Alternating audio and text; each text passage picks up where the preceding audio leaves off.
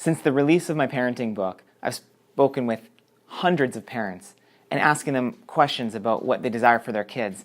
And one of the most common answers is, I want to have inspired kids. I'm Dr. Steve, and I'm going to show you 3 things that you need to consider when raising your kids and how to have inspired kids.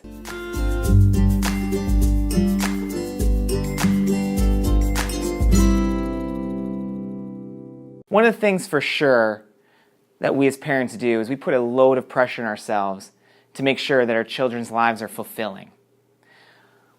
I'm going to pull you back just a little bit for a moment and say that it's not all on you.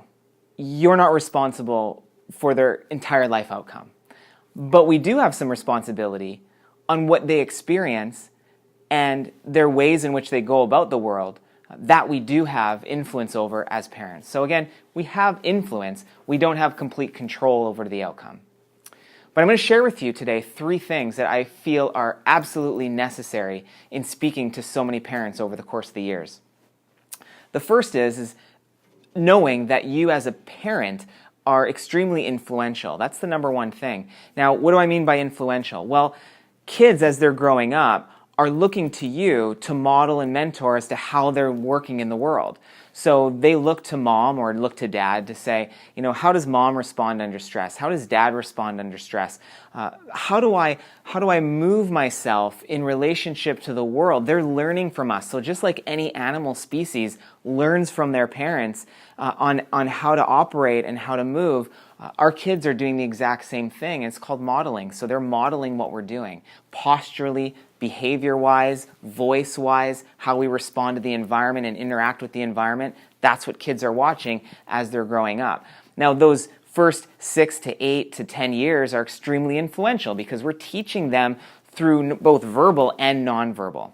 Holding yourself accountable, holding yourself to a high level of responsibility is just wise advice for a human being anyways, but it's also very important as a parent to recognize how much influence our nonverbals have on our kids' well-being and where that's going to move them throughout their course of their life.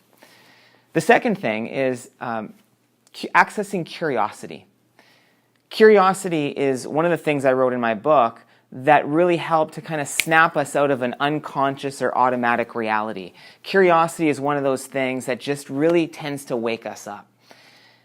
And so, for example, asking your kids, hey, what are your favorite days of the week? And if Wednesday and Saturday are your most favorite days, what makes that your most favorite days? And you soon, through your curiosity, start to draw out information as to what really lights your kids up, what really has them inspired.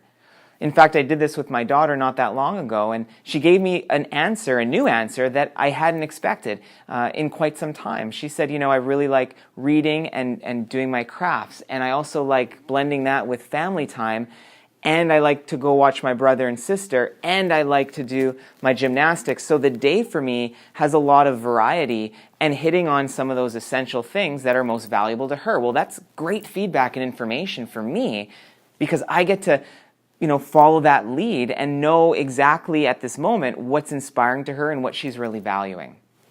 It also allows me to not take things for granted that I think I might know about her, but it also gives me feedback to let me know exactly what she's inspired by. And the third thing is, obviously, we want to find out what's inspiring to those kids and then let them go do them and consume and focus and direct their time and energy and their focus to the areas that are most inspiring to them. That's where they're going to be most vital. That's where they're going to be able to pay the most attention.